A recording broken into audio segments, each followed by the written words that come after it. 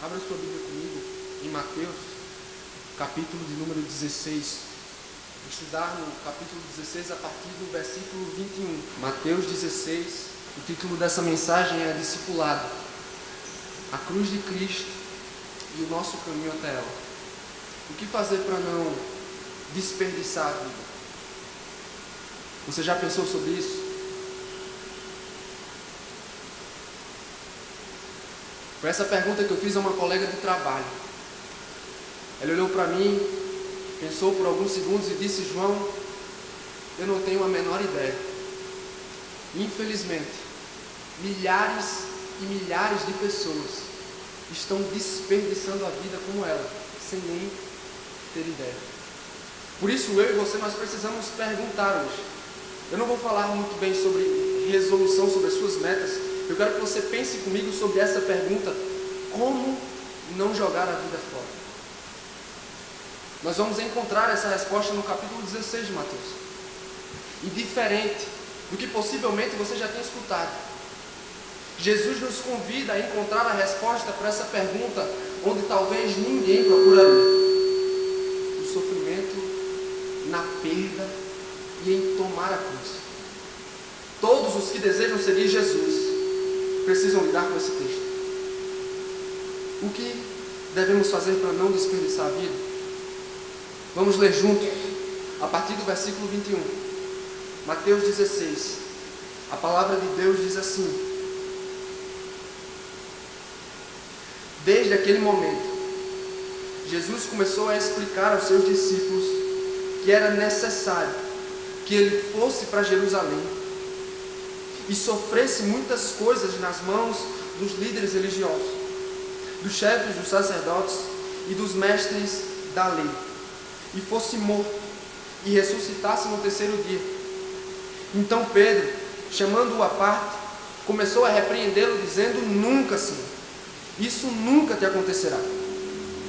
Jesus virou-se e disse a Pedro: Para trás de mim, Satanás, você é uma pedra de tropeço para mim, e não pensa nas coisas de Deus, mas nas dos homens. Versículo 24. Então Jesus disse aos seus discípulos: Se alguém quiser acompanhar-me, negue-se a si mesmo, tome a sua cruz e siga-me. Pois quem quiser salvar a sua vida, a perderá, mas quem perder a sua vida por minha causa, a encontrará. Pois que adiantará o homem ganhar o mundo inteiro e perder a sua alma? Ou o que o homem poderá dar em troca de sua alma? Versículo 27, último. Pois o Filho do Homem virá na glória de seu Pai, com seus anjos, e então recompensará a cada um, de acordo com o que tenha feito. Baixa a sua cabeça. Deus, obrigado, Senhor, por este culto. Obrigado por este ministério. Obrigado pela vida de cada jovem, de cada adolescente aqui hoje, Senhor. Senhor, por favor, Deus, faz com que esse texto chegue ao nosso coração, Senhor. Ó Deus, eu creio no poder do Teu Espírito Santo, Senhor, para salvar pecadores, Senhor. Sendo assim, que haja salvação nesta noite, Senhor. Mais do que isso, Senhor, que saiam daqui jovens, adolescentes, que estejam dispostos a perder tudo por amor a Jesus Cristo. Ó Deus, faz-nos ver a beleza do Teu Filho. Nos faz amar mais Ele hoje. Nos dá alegria na Tua salvação. É isso que eu te peço, Senhor, em nome de Jesus. Amém. Eu não sei se você já teve a oportunidade de ler o capítulo 16. Mas nos versículos anteriores, antes do que nós lemos, nós encontramos uma grande declaração. Antes dessa declaração, não era tão claro assim o papel e a identidade de Jesus para os discípulos. Apesar dos milagres que ele fazia, apesar das obras que realizava, os discípulos não tinham tanta certeza de quem Jesus era. Só que aí, no versículo de número 16, do capítulo 16, Pedro rompe a barreira da dúvida e diz: Tu és o Cristo. O que parece é que eles não tinham mais nenhuma dúvida sobre quem era Jesus. Jesus era o Messias prometido, que ia salvar o povo dos seus pecados. Mas aí nós nos perguntamos, será que eles não tinham mais nenhuma dúvida? Será que as dúvidas dele se acabaram mesmo? Depois dessa declaração, Jesus começa a explicar o que o Cristo veio realmente fazer: sofrer e morrer. Diferente do que os discípulos imaginavam, Jesus era o Salvador que sofria, que sentia dores e que seria morto por causa dos pecados de seu povo. O que os discípulos pensavam? Eles pensavam que seguir Jesus iria lhe garantir uma multidão de riqueza, reconhecimento, fama, glória. Para eles, seguir Jesus era igual a reconhecimento, a dignidade, meus homens, em riqueza, em glória, em prazer. Só que Jesus os surpreende e diz: vocês precisam seguir um Salvador que sofre. Enquanto para aqueles homens discipulado era igual a conforto, glória e riqueza, para Jesus, discipulado, seguir Jesus é igual a perda, sofrimento e cruz. Nesse texto, Jesus nos faz pensar sobre os custos de seguir. Você deseja seguir Jesus, você precisa lidar com esse texto. Pois não há nenhuma salvação, não há nenhuma recompensa no futuro. Não espere uma coroa na sua cabeça no reino dos céus, se você não está disposto a tomar a sua cruz aqui, a sofrer. Por isso nós precisamos perguntar: o que Jesus diz? O que nós precisamos entender? O que Ele diz sobre segui-lo? E em primeiro lugar, todas as vezes que eu falar discipulado, entendam por seguir Jesus, certo? Em primeiro lugar, nós precisamos entender que o discipulado começa com a cruz do próprio Jesus. Após essa declaração de Pedro, quando Pedro disse que ele é o Cristo, que Jesus é o Cristo, Jesus começa a explicar o que realmente ele viera fazer, como disse: sofrer, morrer no madeiro. E o versículo 21 diz o seguinte: leia comigo, por favor, de novo. Eu vou ficar sempre lendo, me acompanhe, por favor. Ele diz: desde aquele momento, ou seja, desde que Pedro falou aquilo, Jesus começou a explicar aos seus discípulos que era necessário que ele fosse para Jerusalém e sofresse muitas coisas nas mãos dos líderes religiosos, dos chefes dos sacerdotes e dos mestres da lei, e fosse morto e ressuscitasse no terceiro dia. Você tem que pensar o seguinte: os discípulos jamais imaginariam ouvir aquilo de Jesus. Jamais. E sabe qual é a palavra mais importante do texto? Depois, quando você estiver em casa, que você for ler de novo, grife: era necessário. Não era apenas uma questão de capricho de Jesus, mas era necessário enfrentar a dor. Era necessário que ele fosse envergonhado. Era necessário que ele fosse rejeitado. Era necessário que ele morresse. Você percebeu que ele fala que era necessário que ele fosse para Jerusalém. Ele iria à cidade santa. Jerusalém era a cidade santa daquela época. E Jesus iria a Jerusalém. E quando ele chegasse lá, ao invés de ser recebido e adorado pelas pessoas de lá, as pessoas o rejeitariam. As autoridades religiosas o rejeitariam e o entregariam para ser morto. Você tem que pensar o seguinte: esse povo, o povo judeu, era o povo que foi abençoado pelas promessas de Deus no Antigo Testamento. O Senhor prometeu enviar um Salvador para eles. Mas quando esse Salvador chegou e ele pisou o pé em Jerusalém, ele foi rejeitado. Ele foi entregue para ser morto.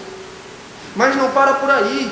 Jesus diz que era necessário enfrentar o sofrimento da cruz. Sabe por quê? Porque não existe salvação, nós não podemos nem sequer mencionar essa palavra, se não existe derramamento de sangue.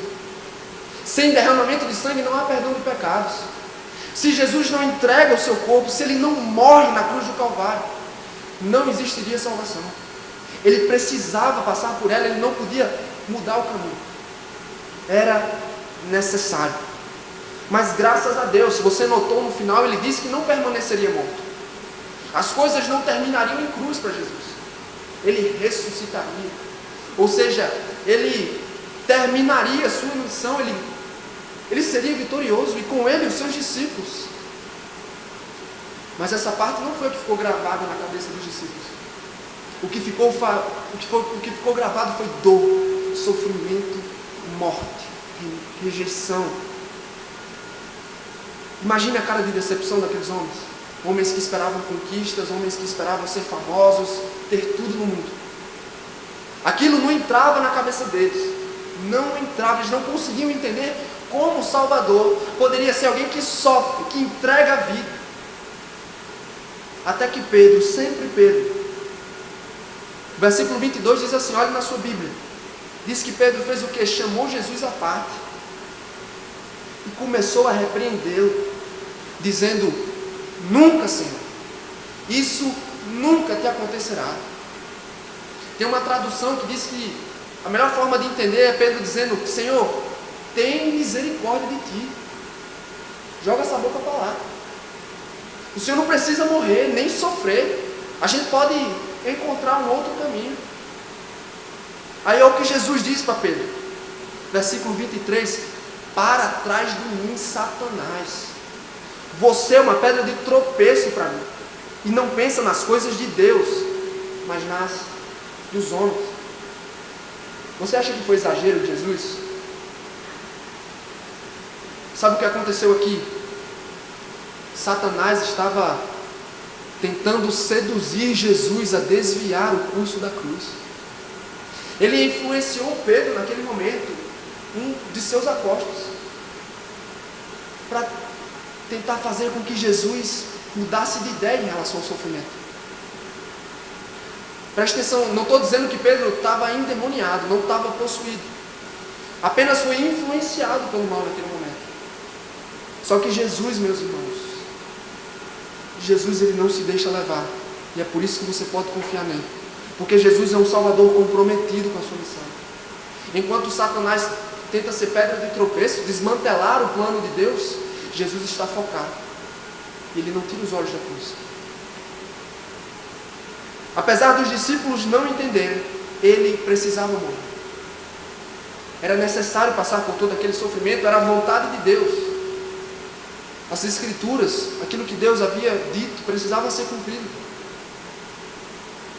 Apesar dos discípulos não entenderem, Jesus sabia que não havia outro meio para salvar uma multidão de pecadores, senão morrendo na cruz, para satisfazer, ouça bem, um Deus justo e que odeia o pecado. É assim que você pensa sobre Deus? Ou você é daqueles levados a supervalorizar a bondade, a graça, o amor? Mas Deus também é glorificado através da sua justiça e da sua ira santa contra o pecado. Vocês não podem se esquecer disso. Se não ficou claro, eu vou tentar explicar melhor agora. Por que Jesus morreu? Simples. Porque lá em cima existe um Deus justo e que odeia o meu e o seu pecado.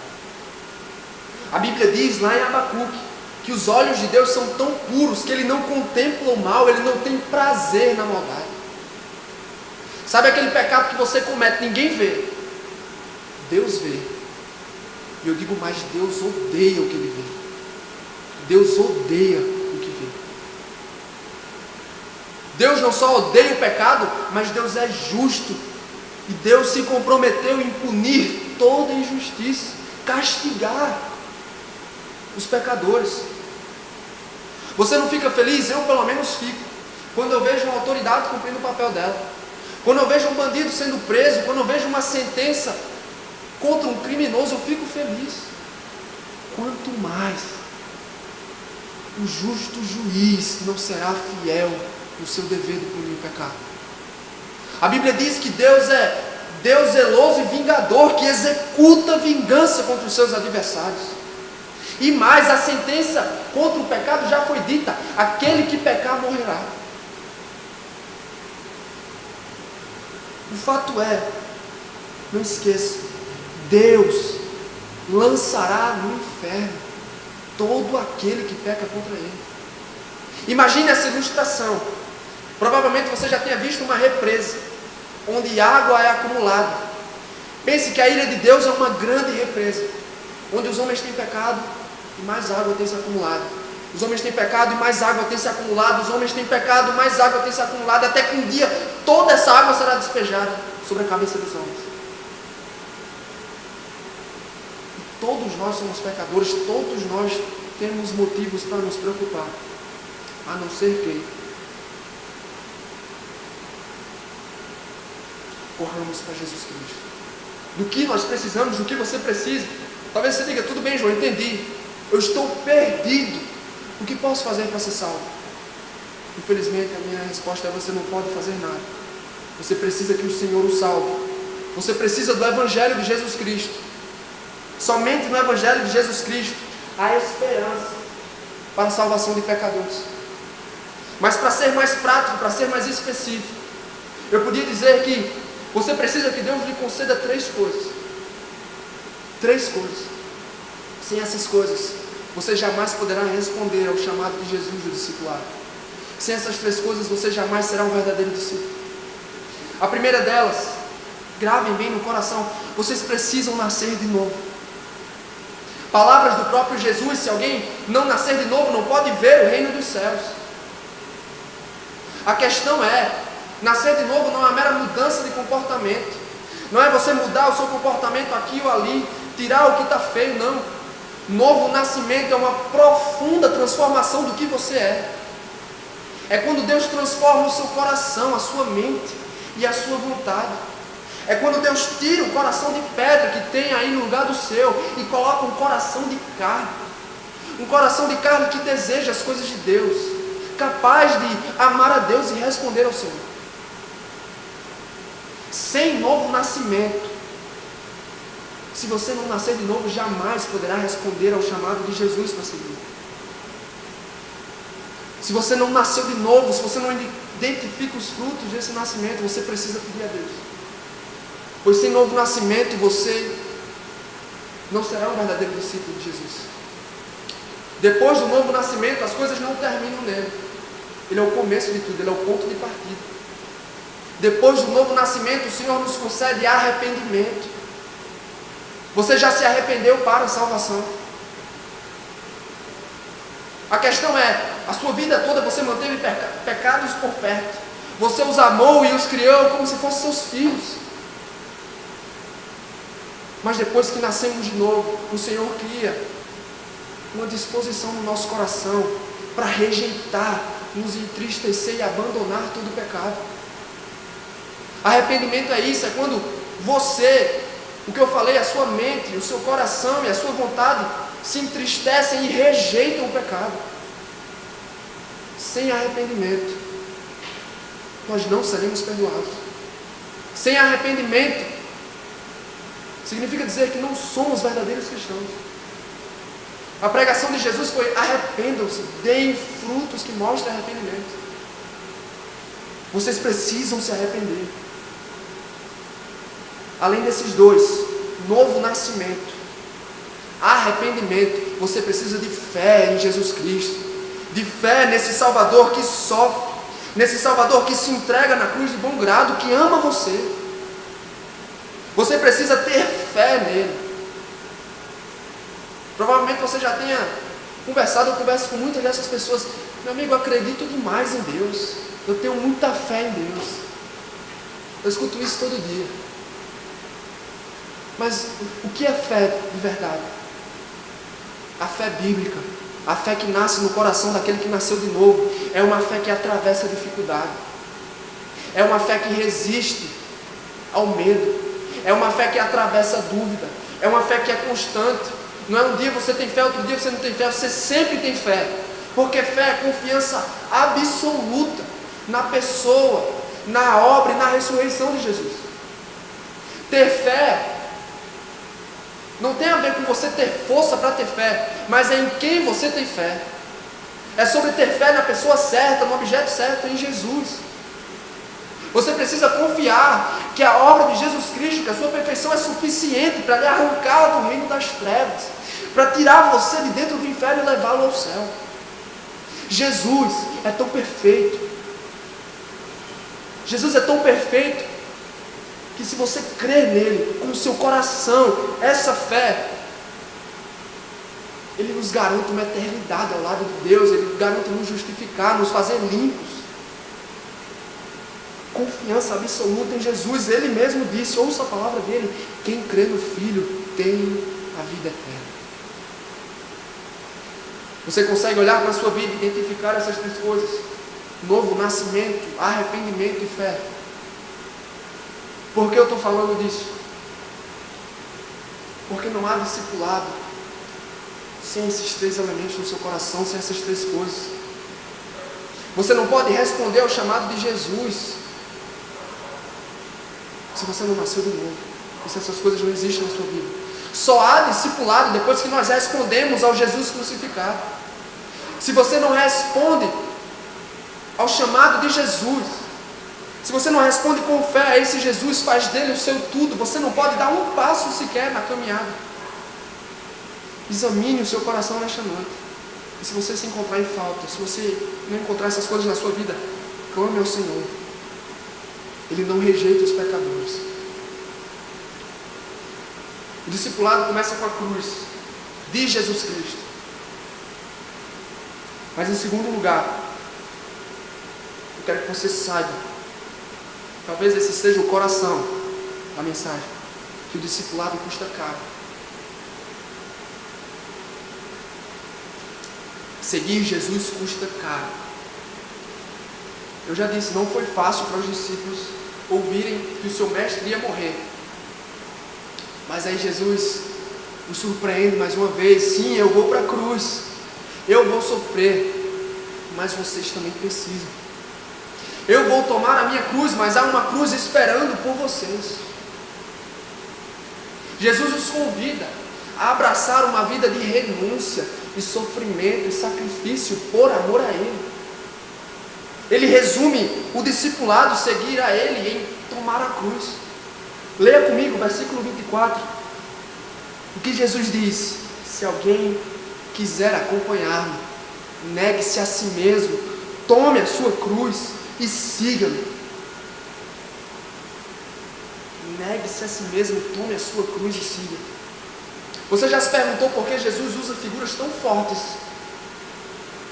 para ilustrar o que é segui-lo? Já pensou sobre isso? As figuras são fortes para que a gente não possa ter dúvida de que seguir Jesus custa caro.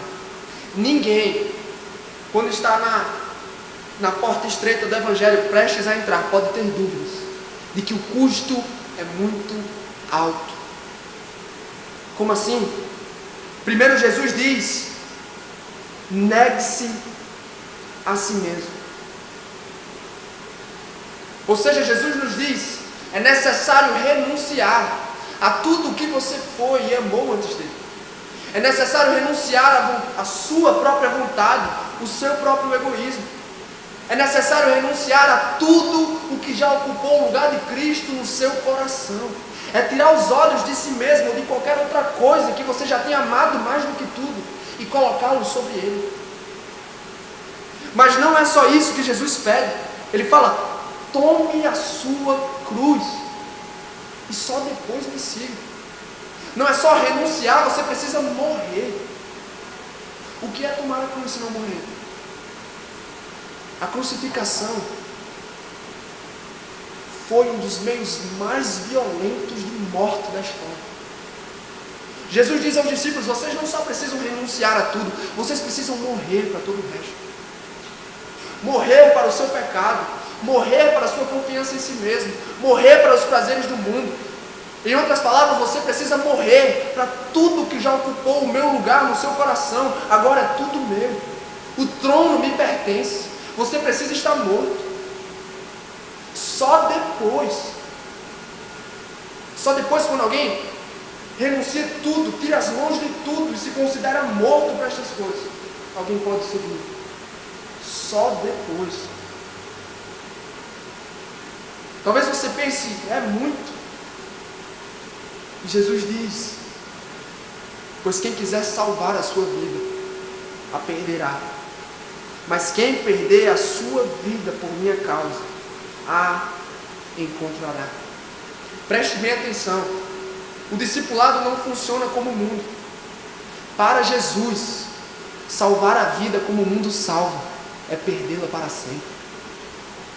Porque significa depositar o seu coração, os poucos dias que o Senhor lhe deu, o seu fôlego, as suas esperanças, em coisas que não salvam e nem satisfazem o nosso coração. É depositar a nossa vida sobre coisas eternamente inúteis.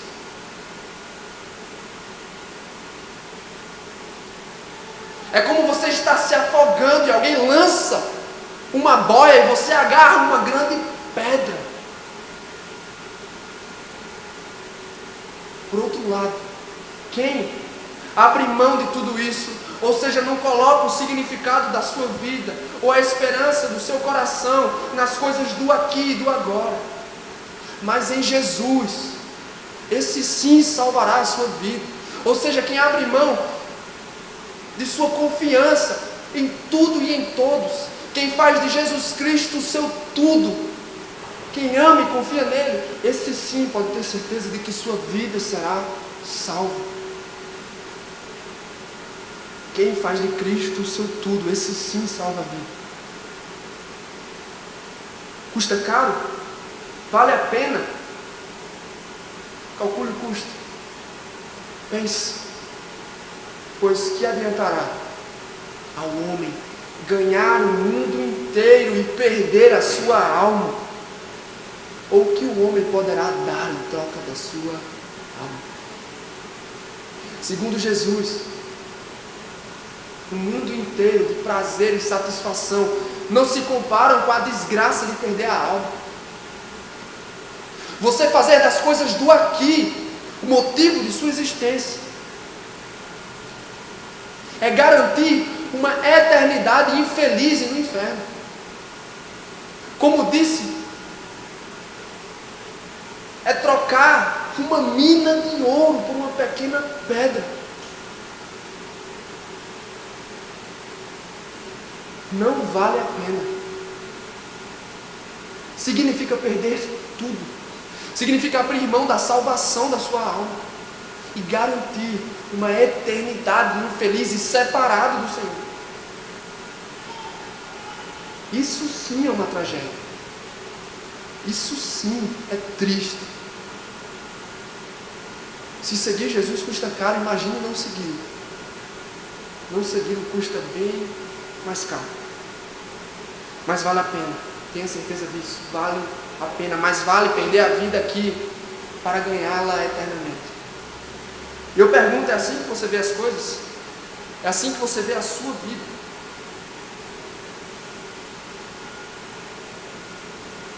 Não seguir Jesus é bem pior. E um dia desse, conversava com meu irmão antes de dormir, ele me contava sobre uma menina que ele tentou evangelizar. E aí quando ele falou sobre isso, você precisa abrir mão dos seus pecados, você precisa de Cristo. Ela disse, a vida é curta demais, meu irmão, para a gente fazer esses sacrifícios tudo aí. A gente tem que aproveitar a vida. Engraçado que Jesus diz exatamente o contrário. Uma vida sem esses sacrifícios por amor a Ele, essa sim é uma vida desperdiçada. É uma vida jogada no lixo. Você está disposto a fazer esses sacrifícios por amor a Jesus Cristo? Então você precisa, essa é a primeira aplicação. Você precisa renunciar, ouça bem. Você precisa abrir mão da sua esperança em qualquer outra coisa que não é. Sabe qual é o problema das pessoas? É que elas esperam demais de coisas que não podem satisfazê-las. Elas depositam sobre as coisas do mundo, sobre qualquer coisa, esperança e alegria. Mas nós sabemos muito bem, a Bíblia é clara, qualquer outra coisa não pode trazer uma alegria sólida e duradoura. É assim a sua vida. Talvez você tenha sido infectado pela mentalidade do mundo. Se eu estudar, se eu me formar, arrumar um bom emprego, eu vou ser rico e aí sim eu vou ter felicidade. Ou então, eu preciso encontrar a minha cara metade. E aí sim o meu coração estará preenchido. Ou ainda, tudo o que preciso é ter o meu valor reconhecido. E aí sim encontrarei alegria e paz no meu coração. Sabe qual é o problema? Milhares, uma multidão de pessoas dão a vida nessas mentiras e as desperdiçam para sempre, jogam suas vidas fora. É assim com a sua vida. Você tem colocado o seu coração sobre coisas passageiras, como prazer, como entretenimento, tem almejado riqueza, tem almejado sexo, não sei, ou você tem perdido a sua vida aqui.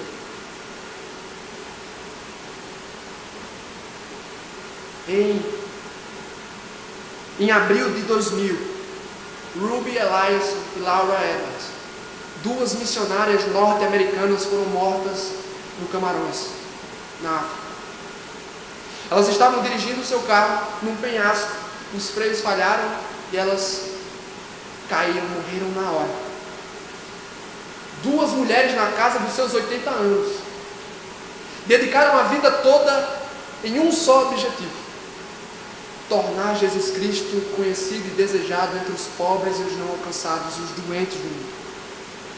2 décadas depois, 20 anos depois, da maioria das pessoas da idade delas estarem jogando as suas vidas fora, com aposentadoria, com coisas inúteis e passageiras.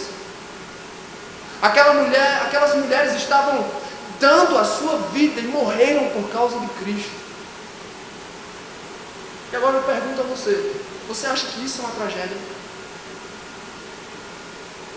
O que aconteceu a essas duas senhoras, você acha que isso é uma tragédia? Sabe o que é uma tragédia? Sabe o que seria horrível? Seria você crescer pensando assim: se eu crescer bem, se eu estudar, se eu arrumar um bom emprego, se eu casar, se eu tiver filhos, se eu construir uma riqueza, uma fortuna, se eu viajar, se eu tiver muitas experiências, aí sim eu estarei completo, aí sim minha vida vai ter valido a pena. Como diz John Piper, você chegará diante de Deus e dirá: veja, Senhor, veja a minha coleção de conchas, veja o que juntei na minha vida. Isso sim é uma tragédia. Você não pode acreditar nessa mentira. Você não pode colocar o seu coração sobre as coisas deste mundo, esperando que nelas você encontre o significado da sua existência: paz, alegria. Mas se você fizer isso, eu sinto dizer, você jogará a sua vida fora. Ouça Jesus, meu irmão, minha irmã. Perder a vida aqui é ganhá-la para sempre. A melhor coisa que você pode fazer na sua juventude é agarrar Jesus Cristo, confiar nele, estar disposto a fazer os maiores sacrifícios por amor a ele, a fazer grandes sacrifícios por aquele que morreu de braços abertos na cruz por você. Pois uma vida com esses sacrifícios por amor a Jesus, essa sim é uma vida que vale a pena ser vivida. Pois 90 anos, 90, 100, 120, 500 anos de prazer aqui não se comparam com uma eternidade ao lado de Deus. Esteja disposto a fazer grandes sacrifícios por amor a Jesus e confiar só nele. Mas não é só isso. Jesus também chama você a uma segunda coisa. Você precisa abandonar os seus pecados. Não estou dizendo que você precisa se tornar perfeito de uma hora para outra. Você precisa abandonar os seus pecados. Você precisa abrir mão de todos os pecados que um dia você já amou. Às vezes amamos tanto alguns pecados que o tratamos como filhos, como amigos, e sentimos muito em ter que despedi-los, mandá-los embora. Saia, vai embora. Dói. Mas o chamado de Jesus envolve fazer grandes sacrifícios por amor a Ele. Examine o seu coração. Qual é o seu pecado? Qual pecado você ama? Quais pecados você ama? Talvez a sua vida toda você tenha sido um mentiroso, uma fofoqueira, um preguiçoso. Talvez você tenha amado o entretenimento como um Deus. Ou você, sei lá, tem ficado, ou você tem investido horas da sua vida perdido, na verdade, em pornografia e masturbação. Eu não sei qual é o seu pecado, mas eu sei o que Jesus nos diz: você precisa abandoná-los de uma vez por todas.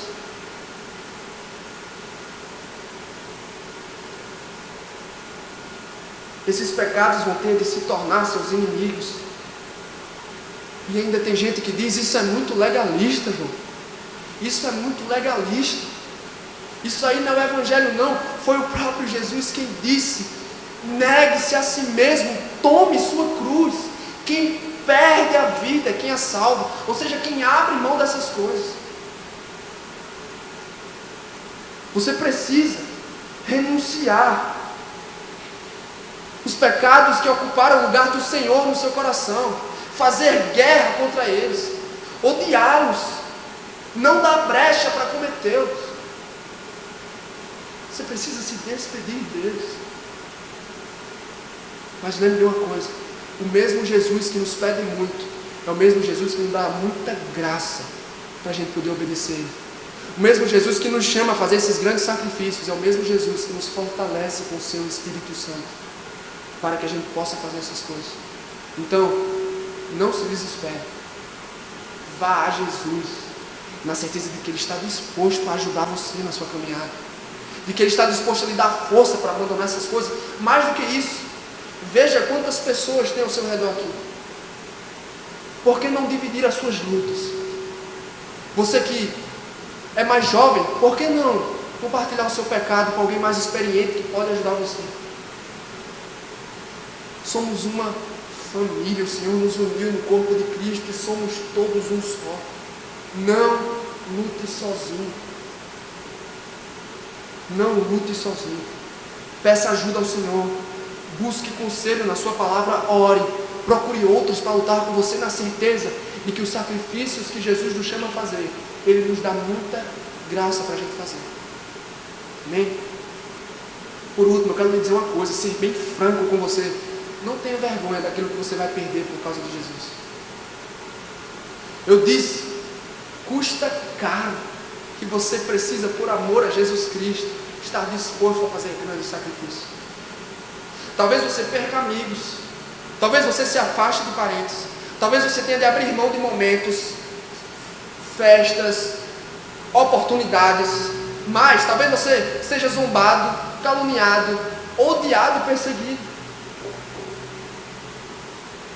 Você precisa pensar sobre todas essas coisas, mas eu lhe digo mais: do que importa se somos odiados pelos homens mais amados por Jesus? Do que importa se os homens não gostam de nós, mas se Jesus nos ama? Do que importa se os homens não querem a nossa companhia, se os seus amigos não querem mais estar com você porque você ama Jesus, se os seus parentes não gostam da sua conversa? Do que importa se o Senhor Jesus morreu por nós, nos garantiu uma eternidade ao lado dele? Não seria Jesus digno de receber toda a recompensa por seu sacrifício? De fazermos grandes sacrifícios por Ele? Não se envergonhe. Não se envergonhe, bata no peito e diz: eu perdi tudo para ganhar tudo. Como o apóstolo Paulo: mas o que para mim era lucro, eu passei a considerar como perda por causa de Cristo. Não só isso, considero todas as coisas como perdas se comparadas com a suprema grandeza do conhecimento de Jesus, meu Senhor, por quem eu perdi todas as coisas. Eu as considero como esterco para poder ganhar Cristo. Se você colocar na balança tudo que o mundo tem a oferecer, toda a aprovação dos homens, se você colocar o Senhor Jesus do outro lado, a balança quebra. Porque não tem como comparar. Jesus é eternamente mais valioso do que tudo e do que todos. Faça dele a sua vida e você não será envergonhado. Amém? Em último lugar, você já sabe que o discipulado começa com a cruz dele. Sem a cruz dele, é impossível que nasçam discípulos, que discípulos sejam feitos. Mas depois, o discipulado custa caro, porque ele nos chama a responder ao convite de Jesus com sacrifício. Mas em último lugar, para animar o seu coração, o discipulado termina em recompensa.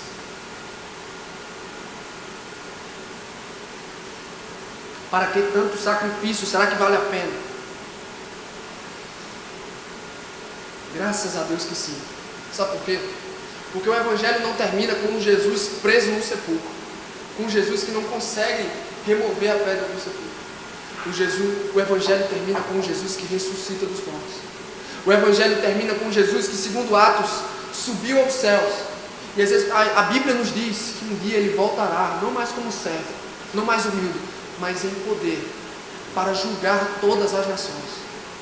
É o que Jesus fala no último versículo, no versículo 27.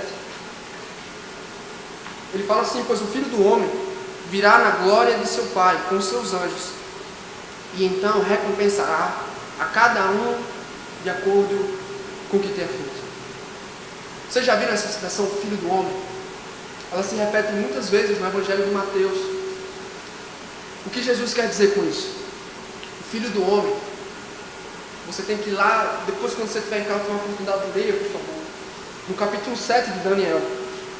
Daniel fala que viu alguém semelhante ao Filho do Homem, que vinha nas nuvens do céu, e recebia poder e autoridade sobre todos os homens.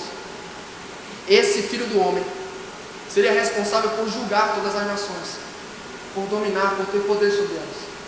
E esse Filho do Homem é o próprio Jesus. Ele está dizendo: olha, hoje vocês estão numa cruz, mas um dia eu voltarei em poder para julgar e recompensar os meus discípulos.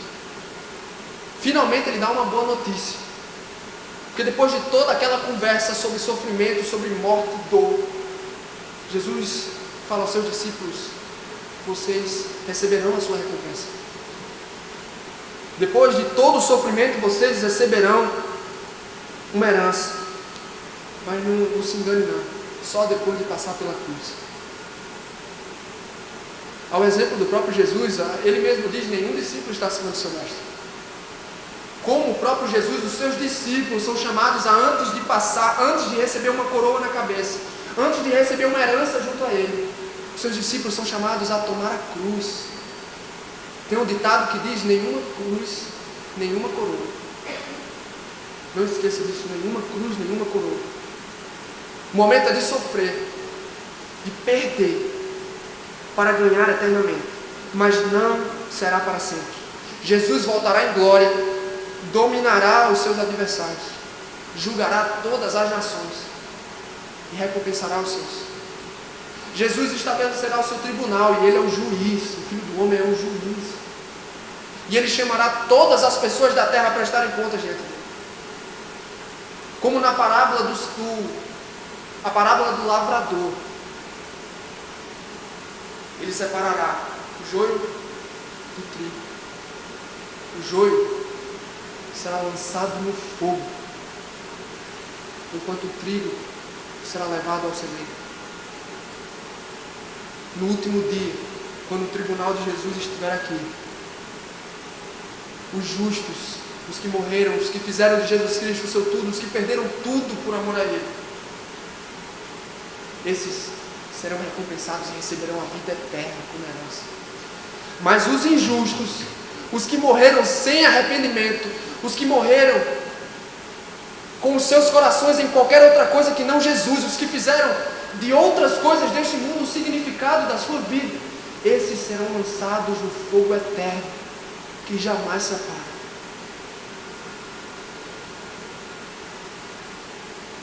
Pelo que você espera ser recompensado? Pelo que você espera ser recompensado? Já pensou sobre isso? A sua vida é digna de alguma recompensa?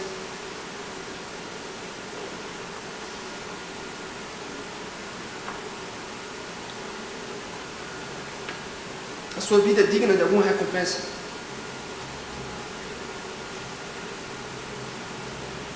É triste, eu te amo. É triste reconhecer que uma grande parte da nossa juventude, talvez uma grande parte das pessoas que estejam sentadas aqui com você, tem um medo só de imaginar que um dia Jesus Cristo se colocará atrás de uma tribuna e julgará.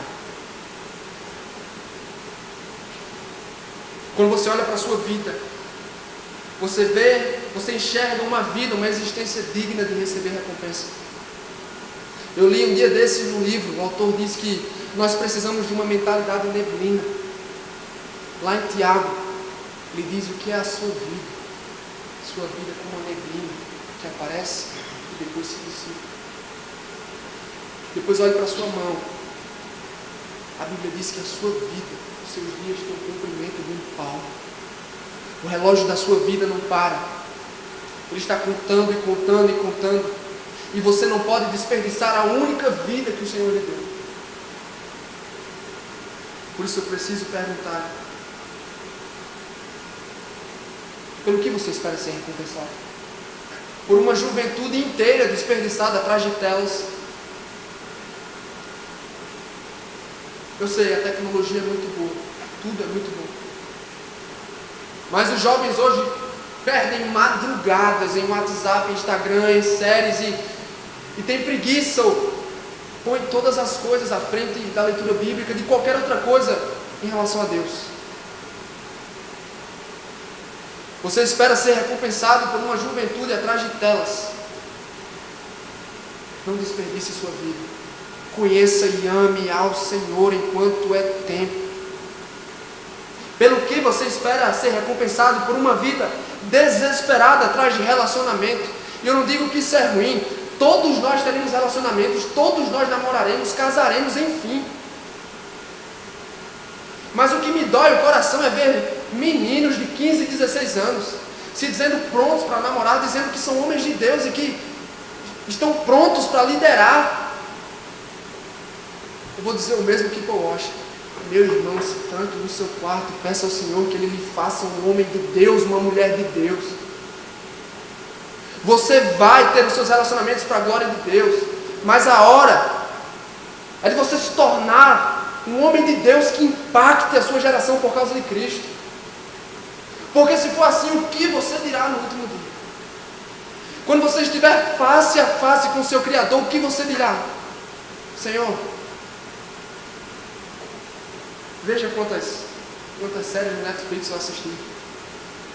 Senhor, veja quantos seguidores eu tenho no Instagram, quantas curtidas eu tenho, quantas pessoas eu namorei. Senhor, como disse Pai, veja a minha coleção de conchas.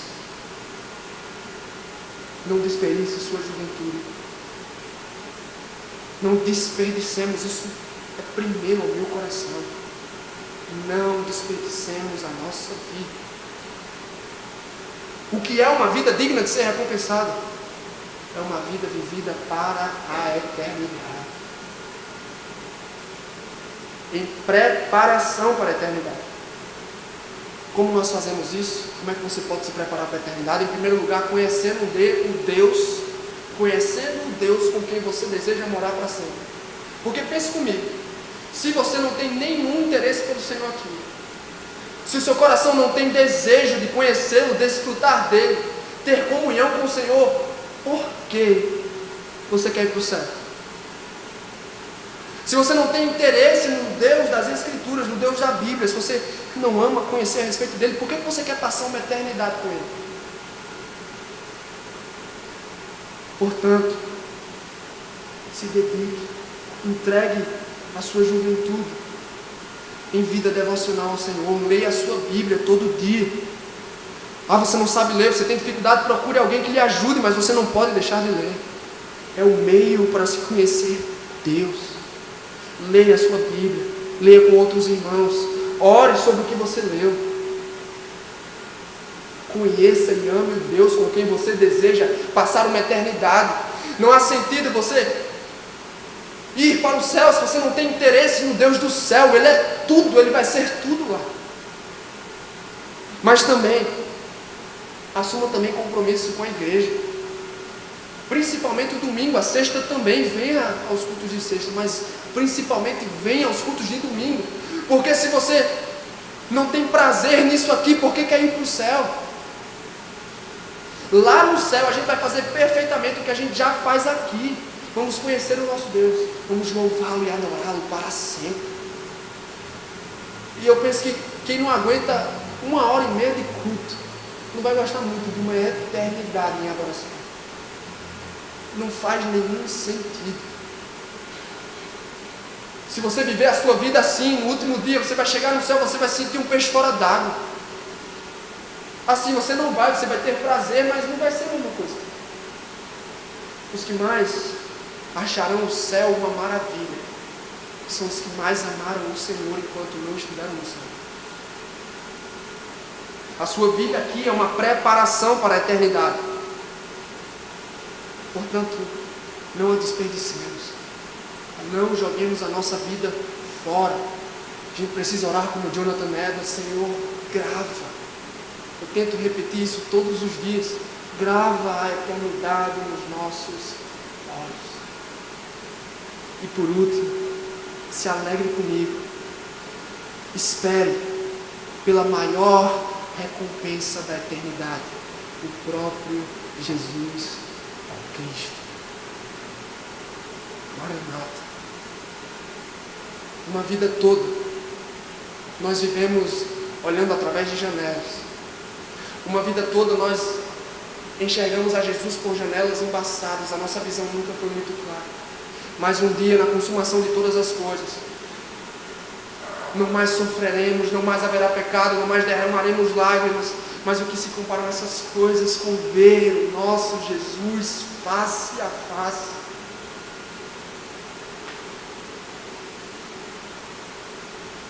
Não seria Jesus Cristo digno de todo e qualquer sacrifício aqui? Ele nos deu tudo nele. O Senhor Jesus, mesmo sendo Deus, se fez servo, calçou sandálias, caminhou em direção a uma cruz, e lá ele se fez pecado, ele assumiu a nossa culpa e nos garantiu com o seu sangue precioso uma eternidade ao lado de Deus, que a Bíblia nos promete: vocês verão esse Jesus face a face. No fim de toda a caminhada dura, difícil, nós encontraremos o nosso Salvador de braços abertos, pronto para nos receber. Uma vida que vale a pena, uma vida de alguém que anseia pela face de Cristo. Uma vida que vale a pena, uma vida de quem considera tudo como perda, se comparadas com o brilho da face de Jesus. Uma vida que vale a pena, uma vida que responde em amor, em adoração, aquele que tudo deu por nós, que derramou sua própria vida por amor de nós. O Senhor Jesus é digno de toda a nossa adoração. Ele é digno dos nossos corações. Ele deve ser o nosso Senhor. Aguarde por expectativa de sua face. Se você já viu coisas belas nesta vida, espere até ver a face de Jesus Cristo. Maranata. Não é uma vida digna de ser vivida. A melhor recompensa é o próprio Jesus. Como não desperdiçar a vida? Fique comigo só mais um pouquinho. Quero terminar essa mensagem. Como não desperdiçar a vida? A minha colega, ela não sabia. Ela estava desperdiçando a vida dela sem saber. Mas um dia eu ouvi a história de 5 jovens que souberam bem como não desperdiçar a vida. No dia 8 de janeiro de 1956, foram encontrados os corpos de Jim Elliot e seus 4 amigos missionários. 5 jovens brilhantes, com futuros promissores, que abriram mão de tudo para pregar o Evangelho a índios não alcançados na fronteira entre o Equador e a floresta amazônica. Eles queriam alcançar uma tribo chamada Auca, conhecida por sua violência. Um dia, enquanto esperavam para manter contato com os índios para pregar o Evangelho, eles foram mortos a flechadas.